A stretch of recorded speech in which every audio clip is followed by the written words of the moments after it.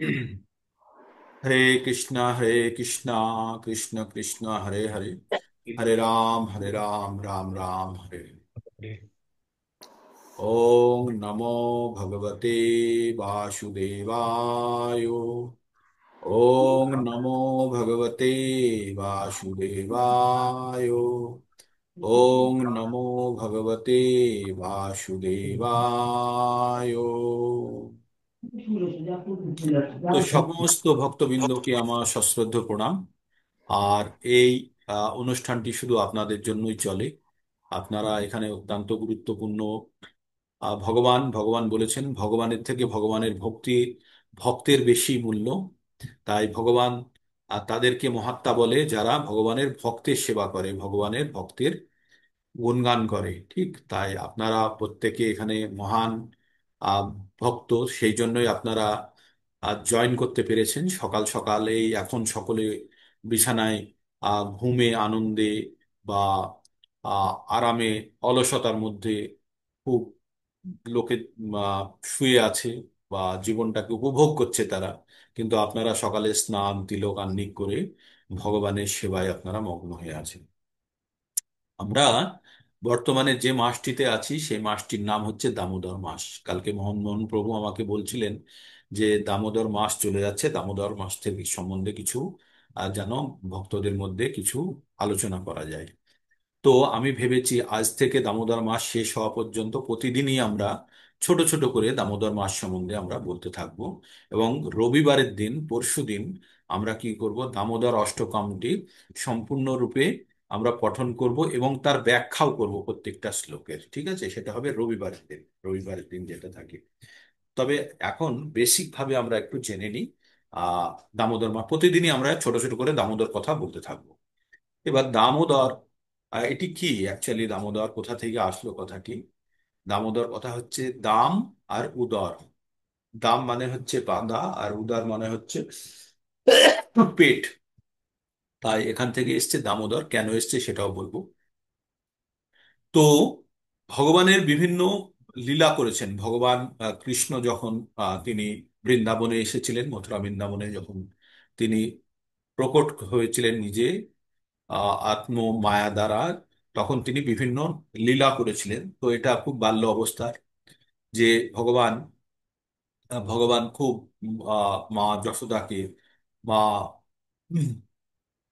যশোদাকে খুব বিরক্ত করতেন। কারণ তিনি খুব চঞ্চল। তাই কখনো কখনো মা যশোদা তাকে বিভিন্নভাবে আটকে রাখার চেষ্টা করতেন। তো মা যশোদার তো অনেক কাজ থাকতো।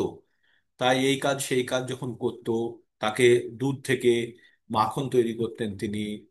তারপরে রান্না বান্না বাকি যেগুলো গৃহস্থের কাজ, সেগুলো মাতাজি নিজেই করতেন।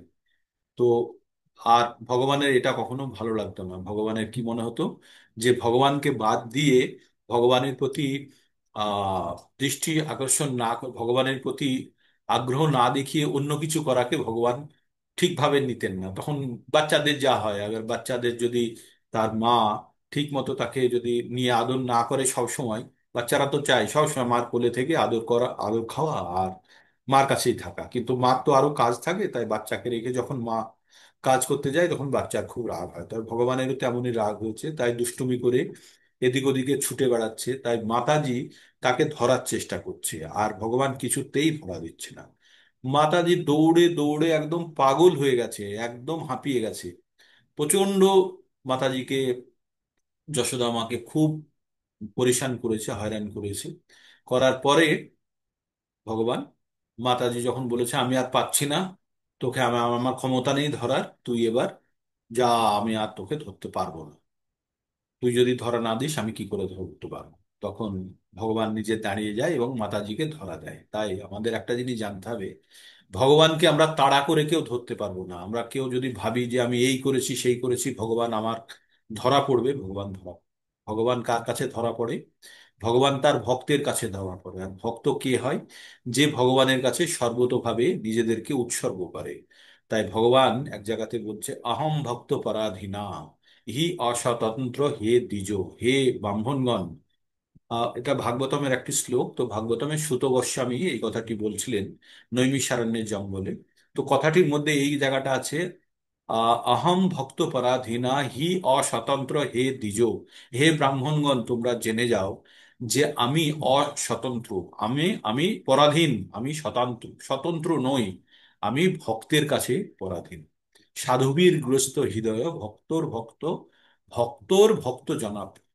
বলছে যাদের হৃদয় সাধুর মতো, যারা হৃদয় নির্মল, সেই রকম ভক্ত যারা আছে তাদের ভক্ত আমার কাছে অত্যন্ত প্রিয়। তার মানে ভগবান শুধু ভগবানের ভক্তদের কাছেই ভগবান বাধা নয়, ভগবানের ভক্তের ভক্তের কাছেও ভগবান বাধা। তাই যখন যশোদা মা আহ ভগবানকে ধরার চেষ্টা করছে, ভগবান কিছুতেই ধরা দিলেন না। কেউ, কারণ যশোদা মাতা বলছিল এইটুকু বাচ্চাকে আমি ধরতে পারবো না, আমি তো তেড়ে ধরেই নেব, এই বলে তার পিছনে প্রচন্ড ছুটেছে, কিন্তু ধরতে পারিনি। কিন্তু কখন ধরা দিলেন?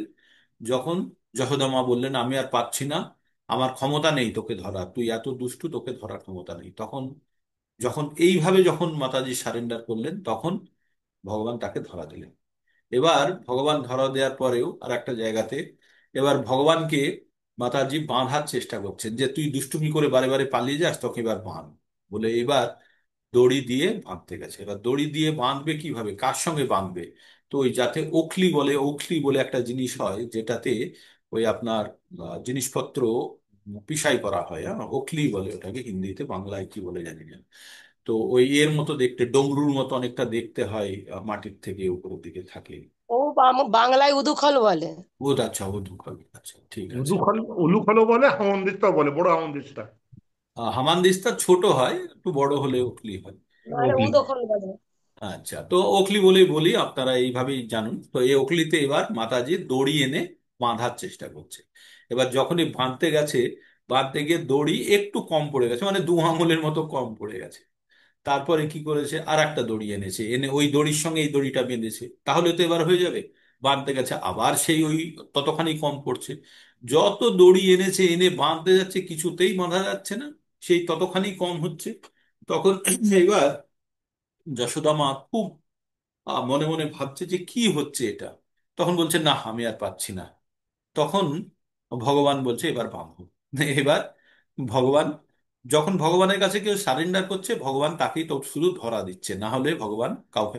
তবে আমাদের এই জিনিসটা, এখান থেকে আমাদের শিক্ষা গ্রহণের কি আছে? গল্প তো আমরা শুনি, কিন্তু আমাদের শিক্ষা গ্রহণের কি আছে? প্রত্যেকটা মুহূর্তে জানতে হবে ভগবান তার কাছেই উপলব্ধ, যে ভগবানের কাছে সম্পূর্ণরূপে সারেন্ডার করেছে বা আত্মসমর্পণ করেছে। ভগবান, ভগবানকে চেস করে, ভগবানকে তাড়া করে ভগবানকে ধরা যাবে না। ভগবানকে জোর করে টাকার বলে, বুদ্ধির বলে, ক্ষমতার বলে ভগবানকে বাঁধা যাবে না। ভগবানকে বাঁধা যাবে কি দিয়ে? ভক্তির বলে, সমর্পণের বলে, ভগবানের প্রতি নিজেকে সম্পূর্ণরূপে সমর্পিত করে। আমরা পড়ি না, তৃণাদপি শুনিছেন তরোরপি সহিষ্ণুনা, অমানেন মান দেনা কীর্তনিয়া সদা হরি। সদা হরি কীর্তন করলে ভগবান অত্যন্ত সন্তুষ্ট হয়, কিন্তু সদা হরি কীর্তন করার যোগ্যতা কি? তৃণাদপি শুনিচেন, মানে আমাদের অহংকার থাকবে শূন্য, মানে ঘাসের থেকেও নিচু। আর তরুরবি সহিষ্ণু, না গাছের থেকেও সহিষ্ণু। আর আমানেন মাননে না, যার সামান্য মান নেই তাকেও আমি মান দেব। তার মানে আমার অহংকারকে একদম শূন্য করব। যখন আমার অহংকারকে শূন্য করব, তখনই কিন্তু ভগবান আমাদেরকে ধরা দেবে। ভগবান কিন্তু আমাদেরকে কোনো অবস্থাতেই ধরা যাবে না। আমাদের শক্তি এতখানি নেই যে ভগবানকে আমরা ধরতে পারি। তাই মাতাজি যখন, ভগবান যখন বলল ঠিক আছে তুমি বাঁধো, এবার ভগবানকে মাতাজি বেঁধে দিয়েছে। দিয়ে মাতাজি কাজ করছে। এইবার ছোট কৃষ্ণ তখন কি করেছে, ওই ওখলি নিয়েই এবার ওটাকে পিঠে, মানে ওখলির সঙ্গে বাঁধা আছে তো, ওটা নিয়েই এবার চলতে শুরু করেছে। চলতে চলতে বাইরে চলে গেছে। বাইরে যখন চলে গেছে, এবার পিছনে তো একটা বোঝার মতো বাঁধা আছে, ওটা নিয়েই চলে যাচ্ছে, যেতে যেতে গাছে আটকে গেছে। এবার গাছে যখন আটকে গেছে, তখন ওই গাছে আটকে এবার টানছে। এবার ওর টানে দুটো বড় বড় গাছ ছিল ওদের ওখানে, ওই দুটো গাছ ভেঙে গেছে। এবার ওই গাছ দুটো ছিল কি, একটা হচ্ছে মণিগ্রীব আর একটা হচ্ছে নলকুবের। কুবেরের দুই পুত্র অভিশাপ পেয়ে তারা বৃক্ষরূপে বৃন্দাবনে তারা ছিল, কিন্তু বৃক্ষরূপে তারা অবস্থান করছিল। তো বৃক্ষরূপে যারা থাকে, বৃক্ষ মানে আপনারা জানবেন গাছ, গাছের জীবন কিন্তু প্রচন্ড কষ্টের, প্রচন্ড কষ্টের গাছের জীবন। ঝড় বাতাস বৃষ্টি সব কিছু তাদের সহ্য করতে হয়। তারপরে কেউ এসে একটা পেরেক ঠুকে দিল, একটা দড়ি বেঁধে দিল। কখনো কখনো দেখবেন গাছের গায়ে প্লাস্টিক বা তার দিয়ে বেঁধে দিয়েছে, সেই তারটি তো আর বাড়ে না, গাছটি বাড়ে। আর সেই তার গাছে কিভাবে বেঁধে সেই গাছের পুর দিয়ে আবার চামড়া ছাল দিয়ে গাছটা মোটা হয়েছে, কিন্তু তারের জায়গাটা গাছকে কেটে বসে আছে।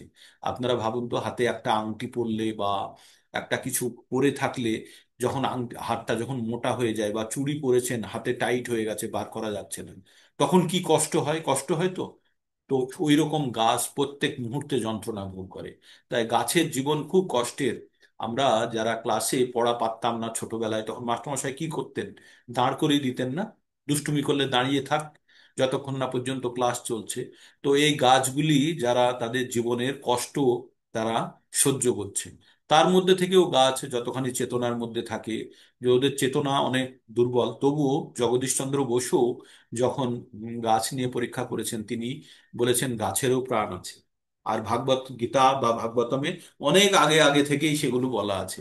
তো বিজ্ঞানীরা যখন কোনো জিনিস প্রমাণ করে দেয়, তখন সাধারণ মানুষ সেটাকে গ্রহণ করে।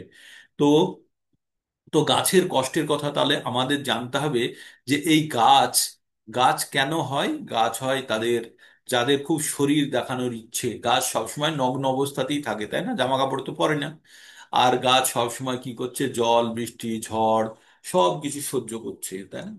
আর এই রকম কষ্ট আমরা যদি আবার পেতে চাই, তাহলে আমাদের কাছে অপশান আছে। আমরা যারা অকর্ম কুকর্ম, অকর্ম নয়, কুকর্ম বিকর্ম যেগুলো জীবন যখন করব, তখন অবশ্যই আমরা আহ পাপ অর্জন করব। আর এই পাপের ফল হিসাবে আমরা 84 লক্ষ জনির মধ্যে যখন প্রবেশ করব, তখন গাছ একবার আমাদের জীবনে আসবে।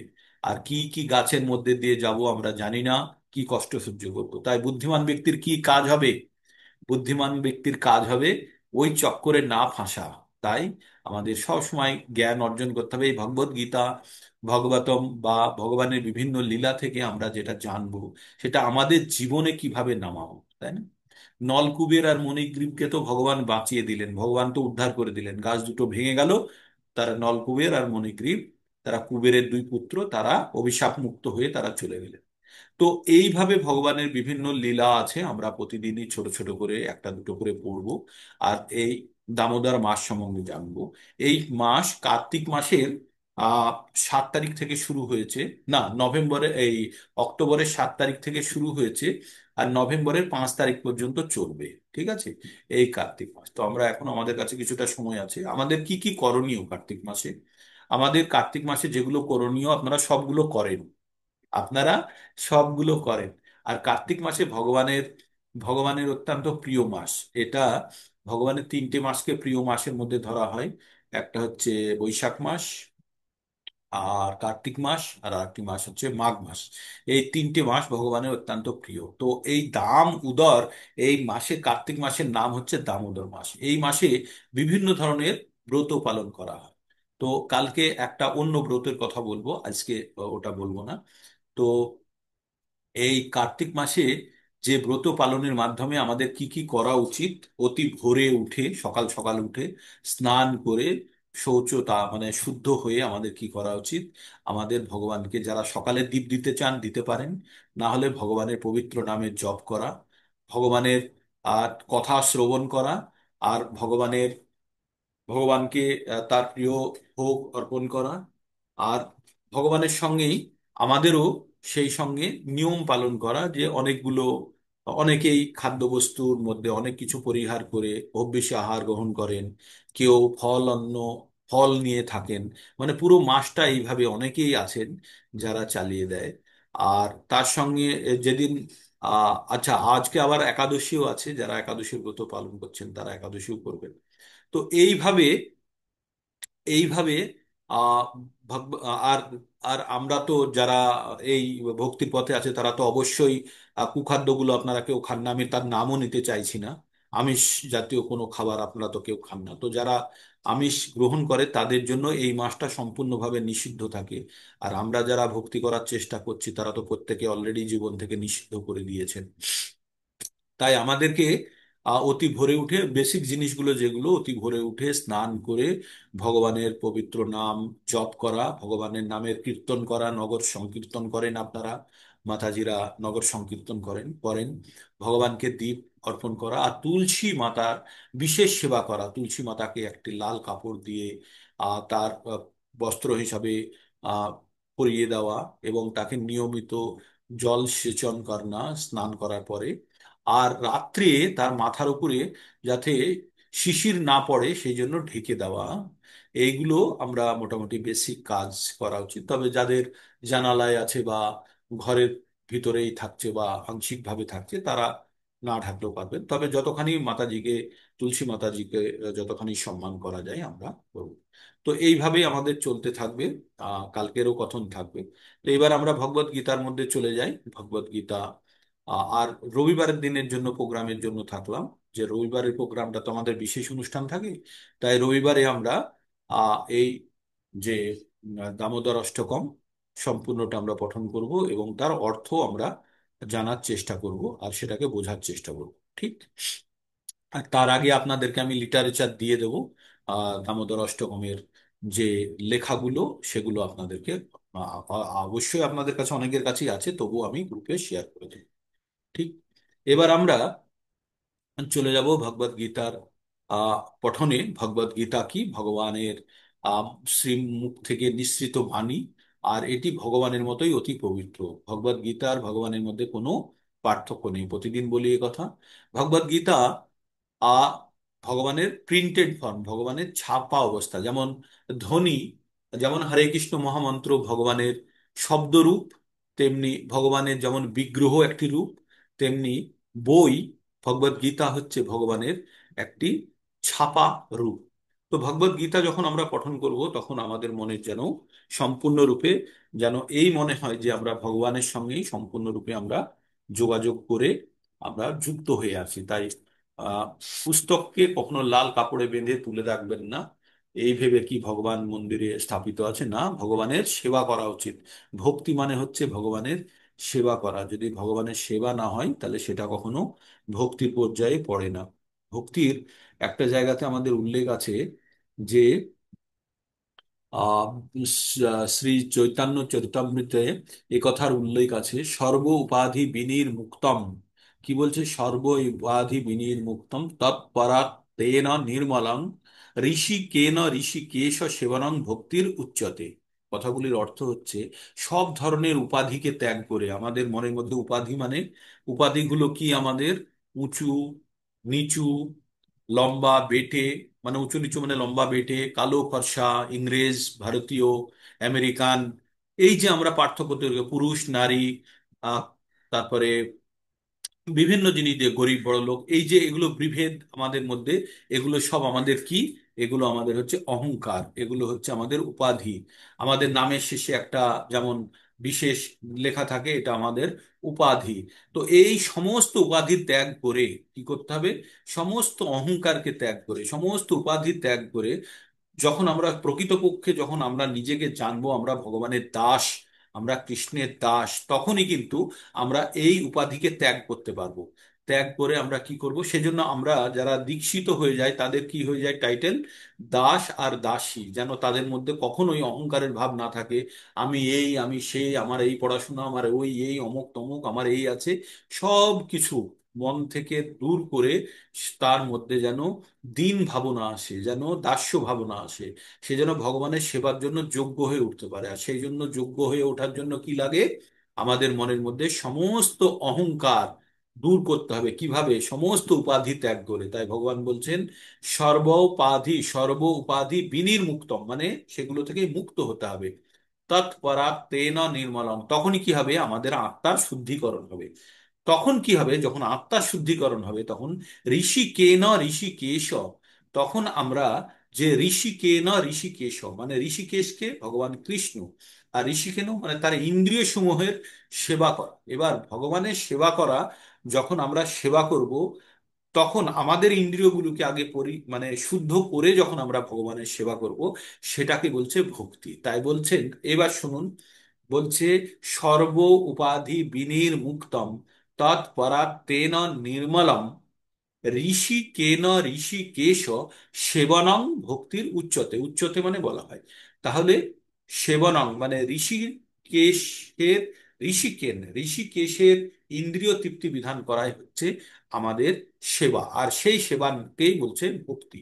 তাই আমাদের মধ্যে ভক্তির উদ্ভব তখনই হবে যখন আমরা ভগবানের কাছে আমাদের প্রকৃত পরিচয় জানবো। আমাদের প্রকৃত পরিচয় কি? আমরা ভগবানের দাস। আমরা যখন জানবো আমরা ভগবানের দাস, তখন আমাদের সব ধরনের উপাধি কিন্তু আমাদের কাছ থেকে হরণ করা হলো, সরিয়ে নেওয়া হলো, তাই না? তো এইটা জেনে যখন আমরা ভগবানের ভক্তি করব, তখন আমাদের ভক্তির মধ্যে শুদ্ধতা আসবে। তো ভগবত গীতার মধ্যে আমরা কি জানতে পাচ্ছি? আমরা পাঁচটি বিষয় সম্বন্ধে জানতে পাচ্ছি: ঈশ্বর, জীব, প্রকৃতি, সময় এবং কর্ম। এই প্রথম চারটি হচ্ছে ঈশ্বর, জীব, প্রকৃতি এবং সময়, এই চারটি হচ্ছে ভগবানের নিয়ন্ত্রণাধীন, অর্থাৎ নিত্য, এগুলোর কোনো পরিবর্তন নেই। পরিবর্তন শুধু কি একটা জায়গাতেই, সেটি হচ্ছে কর্ম। আর এই কর্মের মাধ্যমেই আমরা আমাদের জীবনের গতি পরিবর্তন করতে পারি। আমরা বর্তমান যে জীবনটা ভোগ করছি বা উপভোগ করছি, সেটি পূর্ববর্তী জীবনের কর্মফল স্বরূপ। তার মানে পূর্ববর্তী জীবনে আমরা যে কাজগুলো করেছি, সেই কাজগুলোর ফল হিসাবে যেটা পেয়েছি, সেটা বর্তমান জীবনে আমরা ভোগ করছি। তাই ভগবানকে দোষ দিয়ে লাভ নেই। ভগবান তুমি আমাকে এটা দাওনি, ওটা দাওনি। ভগবান বিভিন্ন ভাবে বিভিন্ন রকমের আমাদেরকে সুখও দেয়, আর বিভিন্ন ভাবে দুঃখও দেয়। ভগবান বারবার মনে করিয়ে দেয় যে এই জগৎটা কিন্তু স্থায়ী জায়গা নয় বাবু, এখনো সময় আছে, বুঝে নাও। তাই যারা আমরা দুঃখের মধ্যে আছি, তাদেরকে প্রত্যেকটা মুহূর্তে, আর এই দুঃখকে তারা যদি ভগবানের নামের সঙ্গে যুক্ত করতে পারে, কিভাবে দুঃখকে ভগবানের নামের সঙ্গে যুক্ত করব? আমাদের এই জানতে হবে যে এই দুঃখ আবার আমি কি পেতে চাই? এই কষ্ট কি আমি আবার পেতে চাই? যদি না চাই, তাহলে আমাদের ভগবানের কাছে আমাদেরকে সমর্পণ হতে হবে। আর সমর্পিত হয়ে আমরা ভগবানের নিত্য সেবায় আমরা যুক্ত হব। আর যেই ভগবানের সেবায় যুক্ত হব, তখন ধীরে ধীরে আমরা কিন্তু এই মুক্তির রাস্তার দিকে এগোতে থাকব। তাই আমাদের জানতে হবে যে আমাদের জীবনে যে কষ্টগুলো আছে, সেগুলোকে বরদান হিসাবে নিয়ে নিন। আপনারা ভাবুন, এই কষ্টটাকে সবসময় মনে করবেন, আর মনে মনে ভাববেন যে এই কষ্ট কিন্তু আবার আমি পেতে চাই না, এই কষ্টের জীবন আমার আর প্রয়োজন নেই। কিন্তু যারা আনন্দে আছে, সুখে আছে, তাদেরকে দেখে আপনাদের ভাবতে হবে যে ওরা ফেঁসে আছে, ওরা এখনো ভগবান ভক্তিতে আসলো না, মানে ওরা এখনো ফেঁসে আছে। ওদের মুক্তির রাস্তা কিন্তু খুব কঠিন। তাই বলে তাদের প্রতি দ্বেষ করার কোনো প্রয়োজন নেই, তার প্রতি কোনো মানে খারাপ মনোভাব নেওয়ার নেই। তবে ভগবানের কাছে প্রার্থনা করতে পারেন, ভগবান ওদেরকেও রাস্তা দেখাও, ওরাও যেন ভগবান ভক্তির পথে গিয়ে যেন কষ্ট পাওয়ার আগেই যেন কষ্ট থেকে মুক্ত হতে পারে। তাই না? আমরা আগুনের মধ্যে হাত ঢুকিয়ে দিয়ে তারপরে আগুনে হাতটা পুড়লে তখনই শিখবো, না অন্যের হাত পুড়েছে দেখে যদি আমরা শিখতে পারি, তাহলে সেই শিক্ষা ভালো হবে না? তো তাই আমাদের প্রত্যেকটা মুহূর্তে জানতে হবে এই পৃথিবীর নাম হচ্ছে দুঃখালয়ম অশাশ্বত। এখানে কেউ যদি ভাবে যে আমি স্থায়ী ঠিকানা পেয়ে গেছি, খুব আনন্দে আছি, বাকি জীবনটা এখানে এইভাবে কাটিয়ে দেব, বাকি জীবনটা কোথায় কাটিয়ে কোথায় যাবে? কাটানো বলে কিছু হয় না। এই কাপড় জামা ত্যাগ করে আবার আর একটা জামা কাপড় পরতে হবে। আর সেটা জানতে হবে, সেটা যে দামি, বা বর্তমানে যে আমাদের শরীরটা আছে, এইরকমই যে শরীর পাবো তার কোনো গ্যারান্টি আছে? নেই। তাহলে আমাদের সব সময় জানতে হবে যে আমরা কিন্তু প্রচন্ড বিপদের মধ্যে আছি। কিন্তু এই বিপদের মধ্যে একটা সুখবর কি জানেন? সুখবর হচ্ছে এই কলিযুগের মানুষরা অতি সহজেই মুক্তি পেতে পারে। কোনো যজ্ঞ বিশেষ কিছু নেই, তপস্যার কোনো কিছু নেই, শুধু ভগবানের পবিত্র নামের জপ। হরে কৃষ্ণা, হরে কৃষ্ণা, কৃষ্ণ কৃষ্ণ, হরে হরে, হরে রাম, হরে রাম, রাম রাম, হরে হরে। এই ভগবানের পবিত্র নাম জপের মাধ্যমে কি হবে? আমাদের হৃদয়ে শুদ্ধিকরণ হবে। আর যখনই আমাদের হৃদয়ে শুদ্ধিকরণ হবে, তখন ভগবানের প্রতি আরো বেশি আমরা আকর্ষিত হব। আর ধীরে ধীরে আমাদের আকর্ষণ ভগবানের প্রতি বাড়বে। তখন আমরা জানবো জড়জাগতিক যত কষ্ট দুঃখ ভগবান দিয়েছেন শুধু আমাদের মনে করানোর জন্য, যে এই পৃথিবীর নাম হচ্ছে দুঃখালয়ম অশাশ্বতম, এখানে পার্মানেন্ট ডেরা তুমি বানিও না। আমরা যখন কোনো জায়গাতে যাই, আমরা টেম্পোরারি তাঁবু বা এই ধরনের কিছু খাটিয়ে নিই না, নিয়ে যাতে রোদ ঝড় বৃষ্টি থেকে বাঁচা যায় কিছুদিনের জন্য। কিন্তু আমরা তারপরে যখন ওই জায়গার কাজ মিটে যায়, আবার আমরা সব খুলে নিয়ে চলে আসি। তাই আমরা জড় জগতে যখন আমরা ভাবি খুব সুন্দর করে বাড়ি বানালাম, খুব সুন্দর করে গার্ডেন, অমুক তমুক সব গ্যারেজ, গাড়ি সব কিছু আছে, তো ভগবান এগুলো তো কখনো যে আমি সুন্দর বাড়ি বানিয়েছি, দালান বাড়ি, এটা তো নষ্ট হবে না। বাড়ি নষ্ট হবে না, আমি নষ্ট হয়ে যাব। নষ্ট মানে আমি আর থাকবো না, মানে বাড়ি থাকবে কিন্তু বাড়ির যে বর্তমান ভোগকারী সে আর থাকবে না। তার মানে আমরা যে জিনিসগুলোকে আমরা ভাবছি এগুলো আমাদের পার্মানেন্ট, এগুলো আমাদের পার্মানেন্ট নয়। এই জিনিসগুলো থাকবে, আমরাই থাকবো। তাই তো? তাই আমাদের ততখানি কোনো জিনিসের প্রতি আসক্ত হওয়া উচিত যে জিনিসগুলো আমাদের জীবনে প্রয়োজনীয়। তাই কোনো অবস্থাতে যদি আপনার কাছে কোনো কিছু কম থাকে, সেটার জন্য আপনি ভাববেন ভগবান আমাকে মনে করিয়ে দিচ্ছে এটা কমেরই জগৎ। এখানে যদি আমি বেশি চাই তাহলে কিন্তু আমি কিন্তু আবার বন্ধনে আটকে পড়বো। ঠিক? তো ভগবান এই ভগবদ গীতাতে যে শ্লোকগুলির মাধ্যমে আমাদের জ্ঞান দিয়েছে, কর্মের প্রতি খুব জোর দিয়েছে যে আমাদের ওই একটি জায়গায় আছে কর্ম। তাহলে কর্ম কত ধরনের হয়? তিন ধরনের কর্ম হয়। একটা হচ্ছে সকাম কর্ম, একটা হচ্ছে বিকর্ম, আর একটা হচ্ছে অকর্ম। সকাম কর্ম মানে হচ্ছে যে কর্মের ফলে পুণ্য উৎপন্ন হয়। তাহলে যদি আপনি বলেন যে তাহলে কি পুণ্য করব না, করতে পারেন, পুণ্য করুন। করে আবার পুণ্য করে স্বর্গভোগ করবেন, করে আবার প্রাপ্য পুণ্য কিতাং লোকানুস্থিতা শাশ্বতী সমা সুচিরাং শ্রীমতাং গেহে যোগভ্রষ্ট অভিজায়তে। যোগ করতে করতে পুণ্য করলেন, করে আপনি আপনার গন্তব্য কমপ্লিট করতে পারলেন না, আবার মর্ত্যলোকে ফিরে আসবেন অনেক সুখ ভোগ করে। তো এটা আমাদের কাছে চয়েস আছে, আমাদের কাছে কোনো বাধ্যবাধকতা নেই, জোর নেই। ভগবান কখনো বলছে না যে তুই আয়। ভগবান বলছে তুই আসতে চাইলে আয়, তোর কাছে রাস্তা আছে, আমি বলে দিচ্ছি। কিন্তু তুই যদি চাস যে এই ভোগ করবি তো কর, ভোগ কর, কষ্ট ভোগ কর, আনন্দ ভোগ কর, কর। তো আমাদের এই জিনিসগুলো জেনে যাওয়ার পরে আর মনে হয় না যে কখনোই আমাদের আমাদের কোনো জিনিস স্থায়ী। প্রত্যেকটা মানুষকে জন্ম মৃত্যু জরা ব্যাধি এই চারটে স্টেজের মধ্যে দিয়ে যেতে হয়। প্রত্যেকে বুড়ো হবেন, যারা বাচ্চা আছেন তারা বয়স্ক হবেন, বুড়ো হবেন, ব্যাধিগ্রস্ত হবেন, এবং তারপরে মৃত্যু। আর আমি কেন হব, এটা যদি আমি বলি যে আমি হব কি হব না আমি কি করে জানবো? দরকার নেই, বিষ খেয়ে দেখতে বিষে কি আছে। যারা খেয়ে মরেছে তাদের দেখলেই জানা যাবে। তো আমরা আমাদের পূর্বপুরুষদের বা আমার দাদু বা তার দাদু বা তার দাদু তারা কোথায় এখন বর্তমানে? কোথায়? তারা চলে গেছে প্রকৃতির নিয়মে। তো প্রকৃতির নিয়মে আমরাও চলে যাব, শুধু সময়ের অপেক্ষা। তাহলে আমাদের এই জীবনটাকে যদি প্রকৃত অর্থে ব্যবহার করতে পারি সেটাই হবে বুদ্ধিমানের কাজ। তাই আমরা ভগবদ গীতার প্রথম 6টি অধ্যায় আমরা পঠন করে নিয়েছি।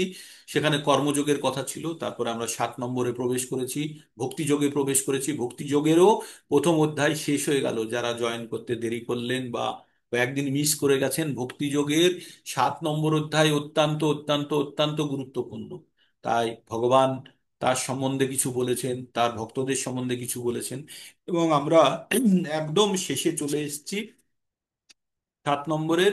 সেখানে আমরা সেখানে ভগবান কি বললেন, 8 ধরনের মানুষের কথা বলেছেন। 4 ধরনের মানুষ যারা ভগবানের কাছে যায় না, আর 4 ধরনের মানুষ যারা ভগবানের কাছে যায়। 4 ধরনের মানুষ কারা ভগবানের কাছে যায় না? নামান দুষ্কৃতিনো মূঢ়া পাপাদন্তে নরাধমা মায়া অপহৃত জ্ঞানা আসুরিম ভাবো মাশ্রিতাহা।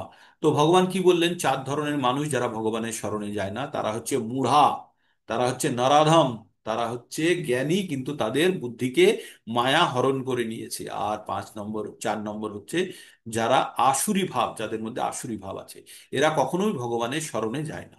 তাহলে এই ধরনের মানুষেরা কারা যারা ভগবানের শরণে যায় না? এই ধরনের মানুষেরা হচ্ছে যারা পশু থেকে, যারা ক্রমান্বয়ে পশু থেকে মানুষে উত্তীর্ণ হয়েছে বা নরক ভোগ করে এসেছে। এই ধরনের মানুষেরা কিন্তু ভগবানের আশ্রয় নিতে চায় না। কিন্তু যারা স্বর্গ কাটিয়ে এসছে বা যারা মানুষ থেকে মানুষেই উন্নীত হয়েছে, তারা কিন্তু ভগবানের শরণাগতিতে যায়। 4 ধরনের যারা জীবন থেকে কাটিয়ে আসে তারা মানুষ হয়। মানুষ কারা কারা হয়? একটা হচ্ছে যারা স্বর্গ কাটিয়ে আসে, স্বর্গে তাদের পুণ্য শেষ হয়ে গেলে তারা আবার মানুষ রূপে জন্মগ্রহণ করে। 2 নম্বর হচ্ছে মানুষ থেকে মানুষ, মানে এই জীবনে আমি কিছুটা ভালো কাজ করলাম, পরের জীবনে আবার আর একটা সুযোগ আসবে, মানুষ থেকে মানুষ। আর একটা হচ্ছে পশু থেকে মানুষ। পশু মানে হচ্ছে পশুর শেষ জীবন হচ্ছে গরু, হ্যাঁ?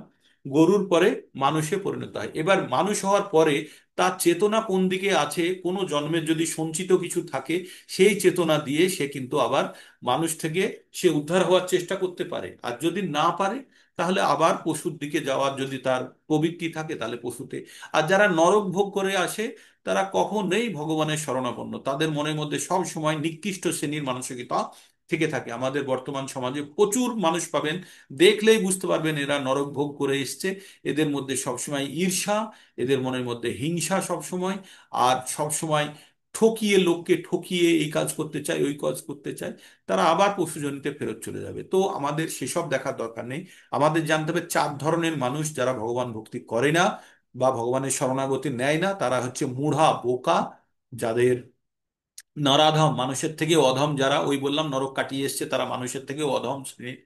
তারপরে আর কারা, যারা আহ দুষ্কৃতী মূঢ়া, নরাধম, আর যাদের জ্ঞান আছে কিন্তু তাদের জ্ঞান মায়া অপহরণ করে নিয়েছে, যারা নাস্তিক, তাদের কথা বলছে। আর হচ্ছে আসুরি ভাব, যাদের মধ্যে অসুরি ভাব সম্পন্ন, মানুষকে কাটতেও তাদের কিছু যায় আসে না, পশুকে হত্যা করতেও যায় আসে না, তারা মানুষ রূপে তারা পশু। বর্তমান সমাজে প্রচুর দেখতে পাবেন আপনারা, প্রচুর সকাল বিকেল প্রচুর দেখতে পাবেন মানুষ রূপে প্রচুর পশুকে দেখতে পাবেন। তারা শুধু এই সময়ের অপেক্ষা, তারপরে তারা পশুর শরীর অবশ্যই পাবে, তাতে কোনো সন্দেহ নেই। আর 4 ধরনের মানুষ আছে যারা ভগবানের ভজনা করে। তারা কারা?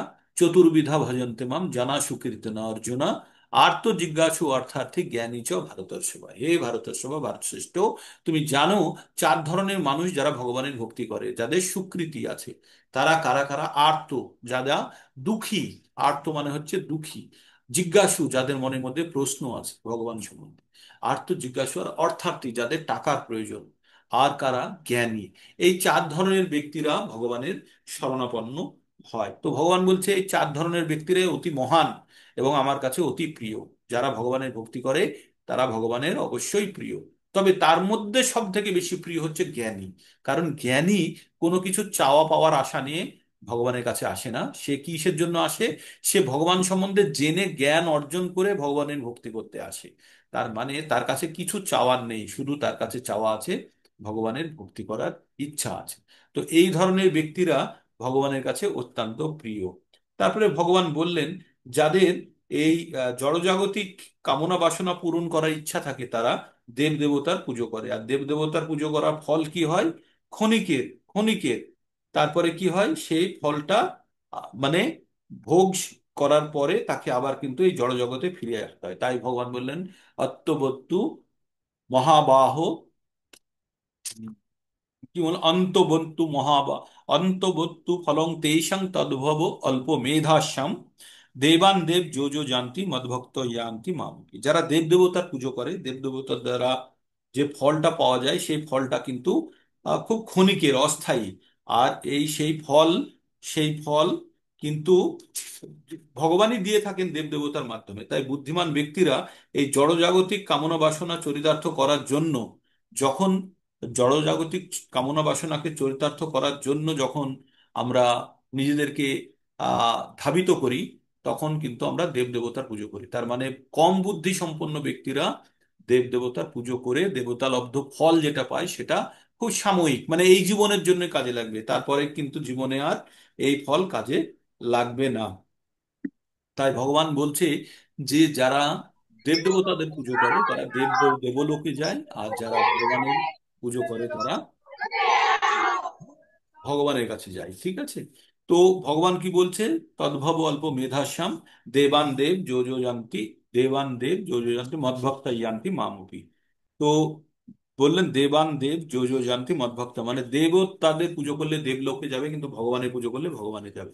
তারপরে অনেকে মনে করে ভগবান প্রথমে ঢাকা ছিল, বর্তমানে খুলেছে, অব্যক্তম আপিচম, যেটা ভগবান বললেন। তারপরে ভগবান বললেন যে আমি মূঢ়াদের সামনে আমি প্রকাশ হই না, আমি সব জায়গাতে আমার নিজের আত্মস্বরূপ প্রকাশ করি না। তাই ভগবান বললেন, নাহং প্রকাশং সর্বস্ব যোগ মায়া সমাদৃত মূঢ়হং না অভিজানতি লোক মম অভয়, অজম অব্যয়ম। মানে আমার যে জন্ম হয় না, আমি অজন্ম, আর আমি যে অব্যয়, আমার কোনো ক্ষয় নেই, এটা বোকারা জানতে পারে না, কারণ তারা, তাদের সামনে ভগবান কখনো নিজেকে প্রকাশ করে না।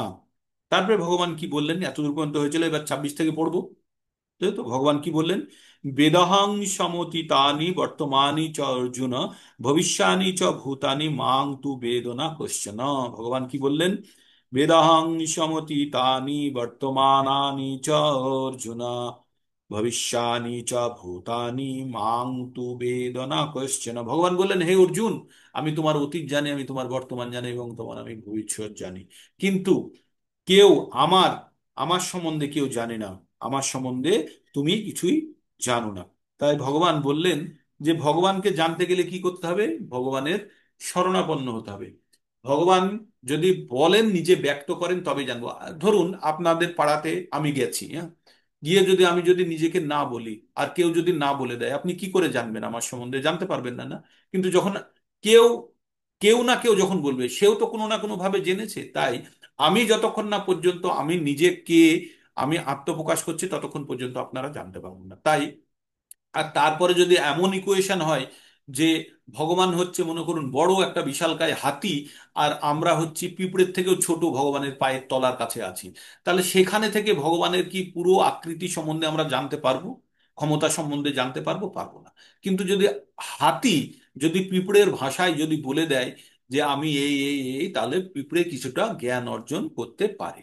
তো তেমনি ভগবান নিজের সম্বন্ধে যখন অর্জুনকে যখন বলছে, তখনই অর্জুন সেই জ্ঞানটি পাচ্ছে। অথবা ভগবান সম্বন্ধে আমাদের কারোর জানার ক্ষমতা নেই। তাই ভগবান বলছে আমি তোমার বর্তমান জানি, অতীত জানি, ভবিষ্যৎ জানি, কিন্তু আমাকে কেউ জানে না। কি করে জানবে ভগবান যদি নিজে ব্যক্ত না করে? তাই ভগবান এক জায়গাতে 7 নম্বর অধ্যায়ের আহ 7 নম্বর শ্লোকেই ভগবান কি বলেছিলেন, মত্ত পরতরম নান্নাৎ কিঞ্চিত অস্তি ধনঞ্জয় মই সর্বমিদম প্রত্যম সূত্রে মণিগণা। ভগবান বললেন যে আমি সবকিছুর, আমি সকলের সেরা। মত্ত পরতরম নান্নাত, মানে আমার থেকে প্রিয় আর আমার থেকে শ্রেষ্ঠ কেউ নেই। তাই আমার থেকে প্রিয় আর আমার থেকে শ্রেষ্ঠ কেউ নেই। তাই তোমরা যারা এইখানে, মাতাজি 1 মিনিট, হরে কৃষ্ণ মাতাজি এখানে এতে এনেছে কি নাম, স্পটলাইট করি 1 মিনিট, কীর্তন, নগর সংকীর্তন এনেছেন। আপনারা একটু দেখে নিন, 1 মিনিটের ব্রেক নিচ্ছি। হরে কৃষ্ণ হরে কৃষ্ণ কৃষ্ণ হরে কৃষ্ণ কৃষ্ণ হরে হরে, হরে রাম রাম রাম হরে। হরে রাম রাম তো রাম রাম রাম। একটু আপনারা আনমিউট করতে পারেন, করে দেখাতে পারেন। হুম, আহ, নগর সংকীর্তনের একটা ছবি দেখানোর চেষ্টা করলেন। যাই হোক, নেটওয়ার্কের জন্য হয়তো আবার সেটা আটকে গেল, না দেখা যাচ্ছে। এই মাতাজিরা প্রভুরা সব নগর সংকীর্তনে বেরিয়েছে। আপনারাও বেরোন। আর কার্তিক মাসের এটা একটা উদযাপনের একটা পদ্ধতি।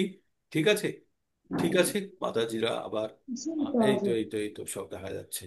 হরে কৃষ্ণা, হরে কৃষ্ণা, হরে হরে কৃষ্ণ কৃষ্ণা, কৃষ্ণ কৃষ্ণ হরে হরে, হরে রাম হরে রাম। তো আমরা আবার ভগবত গীতায় ফেরত চলে আসছি। ভগবত গীতাতে আমরা যেটা জানছিলাম, কি জানছিলাম, যে আমরা যে নামক এটাকে আবার সরাবো। আমরা ভগবত গীতায় যেটা বুঝতে পারছিলাম, যে আমরা পঠন করছিলাম, যে তাহলে ভগবান ভগবান কি বললেন, শেষে কি বললেন, যে ভবিষ্যৎ, বর্তমান এবং অতীত আমি জানি, কিন্তু আমাকে কেউ জানতে পারে না। তাই ভগবান যদি নিজে ভগবান সম্বন্ধে না বলে, তাহলে কেউ জানতে পারবে না। তাই ভগবান সাথে বললেন, মত্ত পরতরম নান্নাৎ কিঞ্চিত অস্তি ধনঞ্জয় মই সর্বমিদং তত্ত্বং সূত্রে মনি কানায়। এ এই সমস্ত জগৎ সংসার আমার শক্তি দ্বারা বাঁধা আছে। যেমন যেমন যেমন সুতোতে মুক্তো দিয়ে মালা তৈরি করা থাকে, তেমনি জগৎ সংসার, সমস্ত গ্রহ নক্ষত্র সবকিছু আমার শক্তি দ্বারা বাঁধা আছে, এবং তারা নিজ নিজ কক্ষপথে অবস্থিত আছে। তারপরে ভগবান 27 নম্বর কি বললেন, ইচ্ছাদেশ সমুত্থেন দ্বন্দ্ব মোহেন ভারত সর্বভূতানি সম্মোহং স্বর্গে ইয়ান্তি পরন্তপ। ইচ্ছাদেশ সমুত্থেন দ্বন্দ্ব মোহেন ভারত সর্বভূতানি সম্মোহং স্বর্গে ইয়ান্তি পরন্তপ। ভগবান কি বললেন, হে ভারত, পরন্তপ কি বললেন, ইচ্ছা এবং দেশ দুটো জিনিস। একটা হচ্ছে ইচ্ছা, কোনো জিনিস পাওয়ার ইচ্ছা। আর দেশ মানে হচ্ছে বা দ্বন্দ্ব, যেটা বলছে যে এ না বি, এটা না ওটা, এই যে মনের মধ্যে যে সব সময় আমাদের সংশয় থাকে না, এটা নেবো না এটা নেবো, এটাকে বলে দ্বন্দ্ব। তাই এখানে দেশ বলছে, ইচ্ছা দেশ সমুত্থে না। আচ্ছা, থেকে এই ইচ্ছা আর দেশ থেকে আমাদের কি হয়, মনের মধ্যে দ্বন্দ্ব তৈরি হয়। দেশ মানে তার প্রতি আসক্তি কম, নেব কি নেব না, এরকম একটা ভাব। এই দুটো ইচ্ছাও আছে, আবার ইচ্ছা নেই, এই দুটোর মিলিয়ে আমাদের কি মনে হয়, মনের মধ্যে তৈরি হয় দ্বন্দ্ব। দ্বন্দ্ব মানে দুটো ক্রিয়ার ফলকে দ্বন্দ্ব বলে, ঠিক আছে? আর দ্বন্দ্ব দ্বারা আমরা বিভ্রান্ত হয়ে যাই। তাই সমস্ত জীব মোহাচ্ছন্ন অবস্থায় জন্মগ্রহণ করে। মানুষ আমরা যখন জন্মগ্রহণ করি তখন আমরা কি থাকি, আমরা আগের জীবনের যত চাওয়া পাওয়া ইচ্ছা টিচ্ছা নিয়ে একদম মোহিত হয়ে প্যাকেট হয়ে চলে আসি, মানে ওইগুলো যেন আমাদের ওইগুলোই পাওয়ার, আর সেই অনুযায়ী আমরা জন্মগ্রহণ করি। তাই বলছে ইচ্ছা দেশ সমুত্থেন দ্বন্দ্ব মোহেন ভারত সর্বভূতানি সম্মোহং স্বর্গে ইয়ান্তি পরন্তপ। তো ভগবান বললেন, হে ভারত, পরন্তপ ইচ্ছা এবং দেশ থেকে উদ্ভূত দ্বন্দ্বের দ্বারা বিভ্রান্ত হয়ে সমস্ত জীব কি থাকে, মোহাচ্ছন্ন অবস্থায় জন্মগ্রহণ করে। এইবার 28 নম্বর শ্লোকটি অত্যন্ত গুরুত্বপূর্ণ। অত্যন্ত গুরুত্বপূর্ণ মানে হচ্ছে, এই শ্লোকটি আপনাদের আমি বারবার বলি, তবু আবার বলি। কি বলছেন ভগবান? বলছেন, যেষাং তন্তগতং পাপং জননাং পুণ্য কর্মণাম তে দ্বন্দ্ব মোহর নির্মুক্তা ভজন্তে মাম দৃঢ়ব্রতা। আগের শ্লোকে আমরা একটা কথা পড়লাম কি, ইচ্ছা দেশ সমুত্থে না দ্বন্দ্ব মোহে না ভারত। এখানে দ্বন্দ্বের কথা বললো। দ্বন্দ্বটা কোথায় থেকে হচ্ছে? ইচ্ছা থেকে হচ্ছে, আর দেশ থেকে। ইচ্ছা মানে কোনো জিনিস পাওয়ার ইচ্ছা, আর দেশ মানে না পেলেও চলবে বা চাই না। এই দুটো জিনিসের ফলে মনের মধ্যে একটা দ্বন্দ্ব তৈরি হয়। তাই বলছে, এই দ্বন্দ্ব থেকে কি হয়, মানুষে মোহাচ্ছন্ন হয়ে জন্মগ্রহণ করে। এবার সেখানে বলছে, তেষাং অন্তগতং পাপং জননাং পুণ্যকর্মণাং, যে সমস্ত ব্যক্তিদের পাপ সম্পূর্ণরূপে দূরীভূত হয়েছে, মানে আপনার ঝোলাতে ছেদ হয়ে গেছে, যেখান থেকে পাপ ঝুরঝুর করে পড়ে গেছে। এবার যে সাং তন্ত গতং পাপং, যাদের পাপ একদম সম্পূর্ণরূপে শেষ হয়ে গেছে, তে দ্বন্দ্ব মুহুর নির্মুক্তা। তার ওই যে আগে দ্বন্দ্ব পড়লাম, যে দ্বন্দ্ব কিসের জন্য, চাই না চাই না, এই ধরনের যে দ্বন্দ্ব, সে দ্বন্দ্ব থেকে মুক্ত হয়ে যায়। দ্বন্দ্ব আর কি, মোহ, কোন জিনিসের আসক্তি থেকে মুক্ত হয়ে যায়, দ্বন্দ্ব মোহ নির্মুক্তা। যখন আমরা দ্বন্দ্ব আর মোহ থেকে নির্মুক্ত হব, যখন আমাদের মন থেকে কোনো ধরনের দ্বন্দ্ব, চাই না চাই না, আর মোহ ওই জিনিসের প্রতি আসক্তি, এই দুটো জিনিস থেকে যখন আমরা মুক্ত হয়ে যাব, তখনই কিন্তু আমরা দৃঢ়ভাবে ভগবানের ভজনা করতে পারবো। ভজনা কিন্তু শুধু ভগবানের হয়, অন্য কোনো দেব দেবতার ভজনা হয় না। তাহলে আমরা দৃঢ় হয়ে ভগবানের ভজনায় কখন আমরা নিযুক্ত হতে পারবো, যখন আমরা আমরা আমাদের মধ্যে মোহ আর দ্বন্দ্বকে আমরা দূর করতে পারবো। তাই এখানে বলছে, যেই সাংতন্তগতং পাপং জননাং পুণ্য কর্মণাম তে দ্বন্দ্ব মোহর নির্মুক্তা ভজন্তে মাম দৃঢ়ব্রতা। আর দৃঢ় হয়ে ভগবানের ভজনা করলে কি হয়? দৃঢ় হয়ে ভগবানের ভজনা করলে কি হয়? তে সাংতন্তগতং পাপং জননাং পুণ্য কর্মণাং তে দ্বন্দ্ব মোহর নির্মুক্তা ভজন্তে মাম দৃঢ়ব্রতা। আর তারপরে বলছে, তেষাং সতত যুক্ত নাম ভজতাং প্রীতি পূর্বকং দদামি বুদ্ধি যোগম তাম ইয়ান মায়ু পয়ন্তিতে। ভগবান কি বললেন, এইভাবে সব সময় যে আমার ভজনায় দৃঢ়ভাবে যে যুক্ত হয়ে ভজনা করবে, তাকে আমি বুদ্ধি দিই। আর সেই বুদ্ধির বলে সে কি করে, সে কিভাবে এই ধরাধাম থেকে সে মুক্ত হয়ে আমার কাছে চলে আসতে পারবে, সেই বুদ্ধি তাকে আমি দিই। তার মানে আমরা যখন দৃঢ়ভাবে ভগবানের ভজনা করতে পারবো, তখন ভগবান কি করবেন, আমাদের মধ্যে বুদ্ধির উন্মেষ ঘটাবেন। এই যে বুদ্ধি যখন আমাদের মধ্যে এসে যাবে, সেই বুদ্ধি থেকে আমরা জানতে পারবো কিভাবে, যে আমরা কিভাবে এই জন্ম মৃত্যুর চক্র থেকে বেরিয়ে আমরা ভগবানের কাছে কিভাবে পৌঁছতে পারবো, সেটি ভগবান এখানে বলছেন। তারপরে ভগবান বলছেন, জরা মরণ মোক্ষায় মামাশ্রিত যজন্তি যে তে ব্রহ্ম তদ্বিদুঃ কিচ্ছন্নস্য আত্মাত্মং কর্ম চ অখিলম। ভগবান বললেন, যারা জন্ম, যারা বুদ্ধিমান ব্যক্তি, তারা কি করে, তারা আলুর দাম বেড়েছে, তারা গ্যাসের দাম বেড়েছে নিয়ে আন্দোলন করে না। তারা কি জানে, আমাদের জীবনের প্রধান সমস্যা জানে। প্রধান সমস্যা কি, জরা মরণ মোক্ষায়।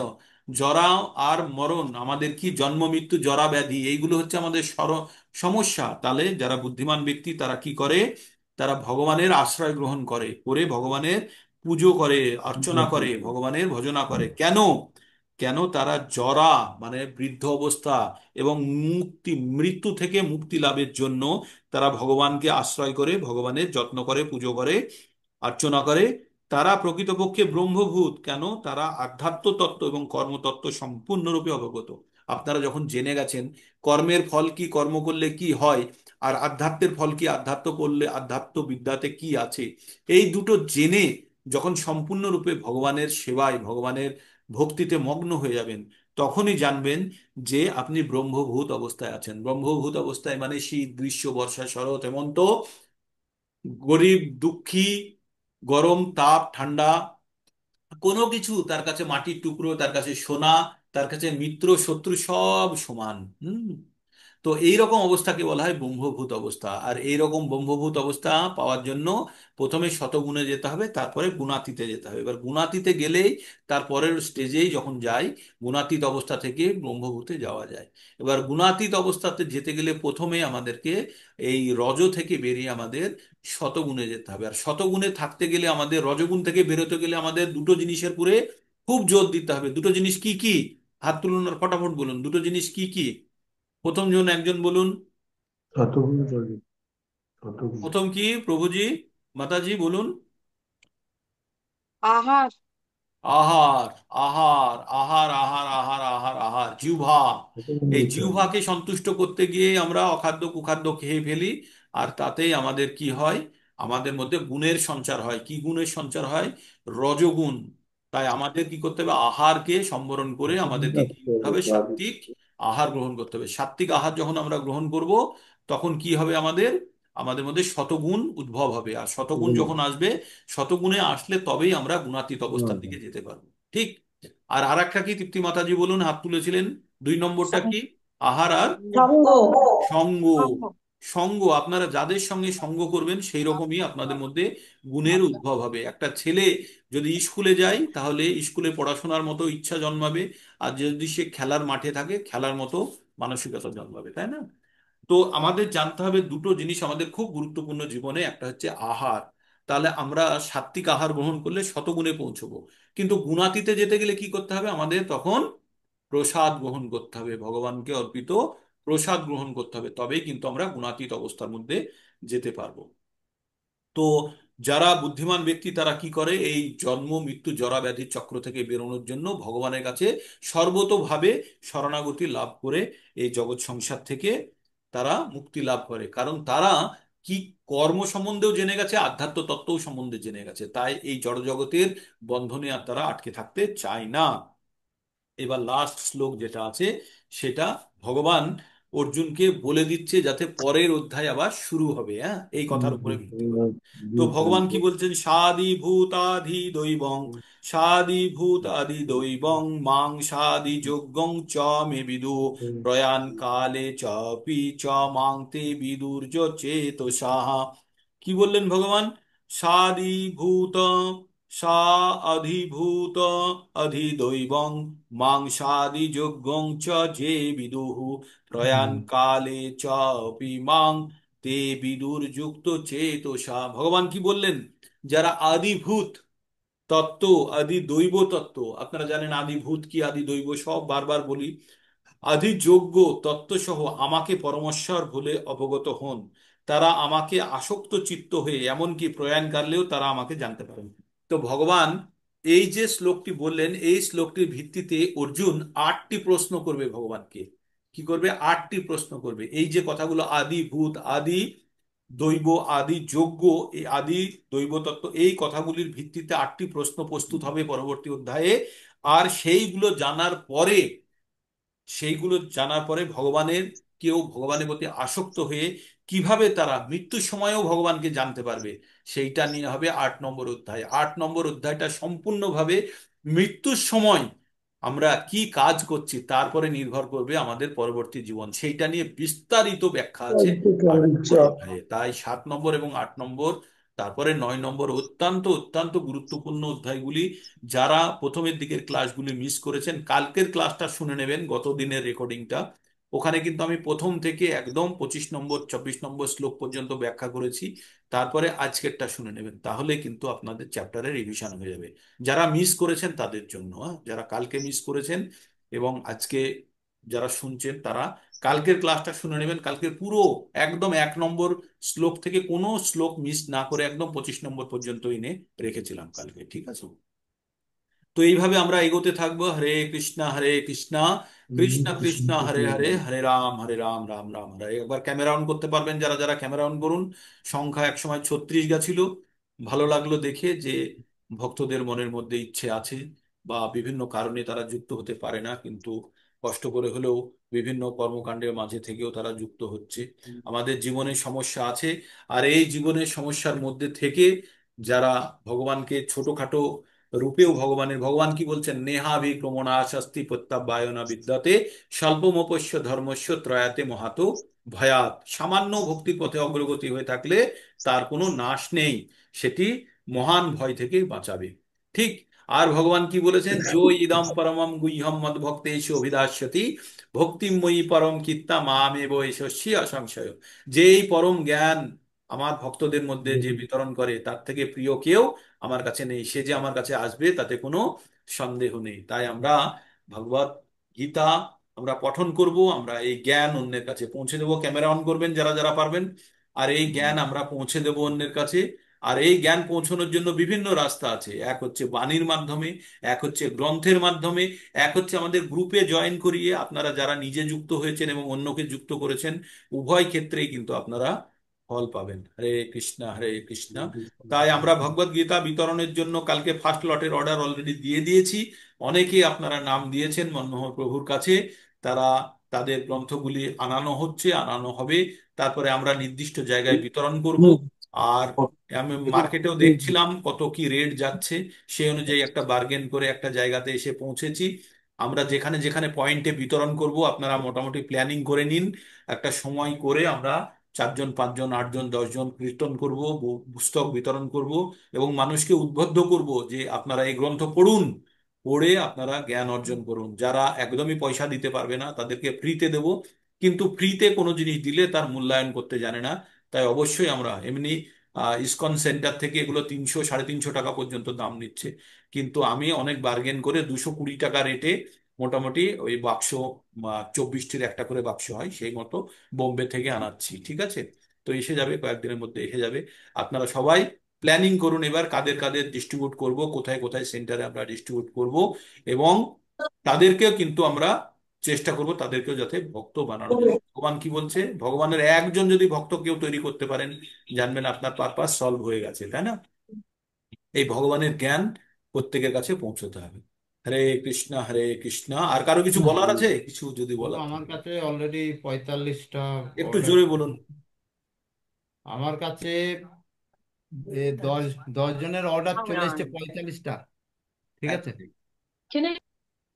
এর মধ্যে আছে দীপ্তি মাতাজি, আনন্দ সিকদার প্রভু, শিপ্রা মাতাজি, উমা মাতাজি, তৃপ্তি সাহা, আচ্ছা দিলীপ মন্ডল প্রভু, রঞ্জনা সাহা মাতাজি, और महुआ हाजरा माता जी, रीना सिकदार, रीना সিকদার মাতাজি আর লক্ষ্মীগিরি মাতাজি, এগুলো চলে এসছে আমার কাছে। আর এই যে রঞ্জনা মাতাজি না, দিল্লি থেকে জয়েন করেন, মাতাজি ধাম যাত্রায় আছেন, ওই জন্য আচ্ছা, জয়েন করতে পারছেন না, কালকে আমি ফোন করেছিলাম। ঠিক আছে।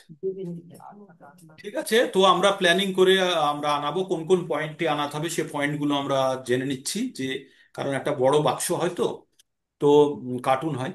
তো আমরা সব বিতরণের জন্য আপনারা মানসিক প্রস্তুতি নিন। আপনারা বলবেন কোথায় কোথায় পয়েন্টে আমরা বিতরণ করব, সেখানে বিতরণ করব। আর বিতরণ করতে হবে আপনাদেরকে, এবার খুঁজতে থাকুন কাদেরকে বিতরণ করবেন আর তাদেরকে কিভাবে ভক্তির পথে আনবেন, এটাও আপনাদেরকে প্ল্যানিং করতে হবে, তাই না?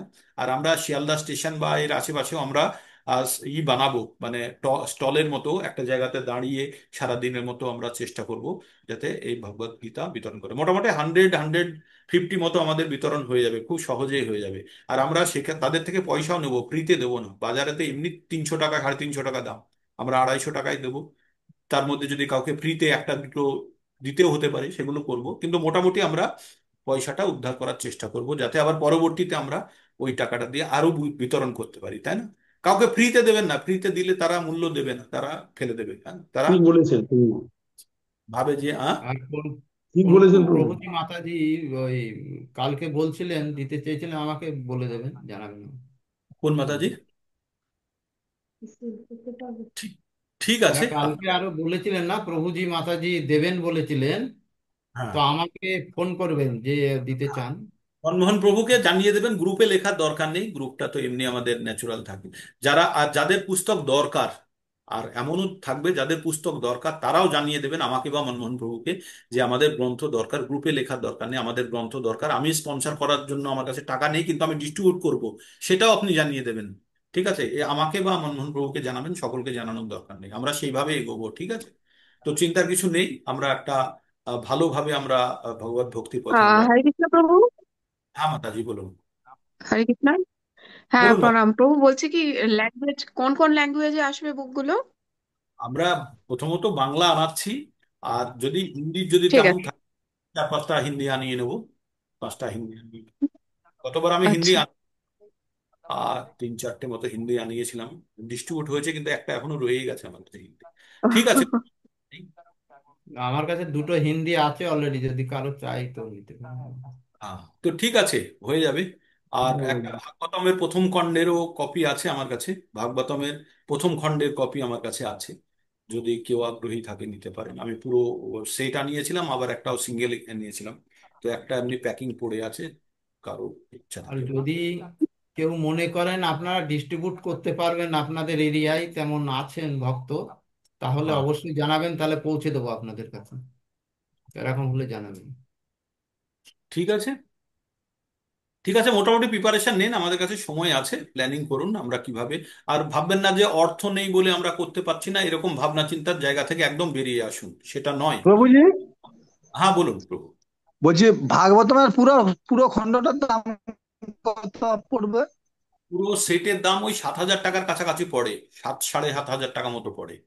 ঠিক আছে, পুরো সেটটা বাংলা। প্রথম আর প্রথমটা পড়ে 490 টাকা বা 500 টাকা, এরকম কিছু দাম আছে একটা খণ্ডে। হুম, প্রথম খণ্ডটা। ঠিক আছে। দুটো দুটো খণ্ড তো নাকি? না না, 18টা বই, 18টা বই, 12টা খণ্ড। 18টা। ও আচ্ছা, 18টা পাটে আছে তো? হ্যাঁ পাট পাট পাটে, আছে তো? পাটে পাটে থাকে 12টা ক্যান্টো খণ্ড। আর এক একটা কোনো কোনো কাণ্ডের তো 2-3টে পর্যন্ত বই আছে না, বিশ্লেষণগুলো। নালে এমনি তো বই তো আপনার যদি শুধু শ্লোক নেন তাহলে তো একটা বইই চলে আসে, কিন্তু শ্লোকের বাইরে মানে দুটো বই, শ্লোক হলে দুটো বইতে চলে আসে। কিন্তু তার যদি ব্যাখ্যা তাৎপর্য না হলে আমাদের গ্রন্থ নিয়ে কি লাভ, সে তো হ্যাঁ, পড়ে লাইব্রেরি। পড়ে না, বুঝতেও পারবো না তো, শ্লোক পড়ে তো বুঝতেও পারবো না, তাৎপর্য না হলে তো বুঝে যাবে না। তাৎপর্য তার মানে আচ্ছা, দিলেও ঠিক আছে। বুঝতে পারবে না তার তাৎপর্য না। তো ঠিক ঠিক আছে। আছে, আপনারা প্ল্যান করুন, ভক্তি করুন, খুব সুন্দরভাবে দিন কাটান, আবার কালকে সকালে যুক্ত হওয়ার চেষ্টা করবো, অনেকটাই দেরি হয়ে গেছে।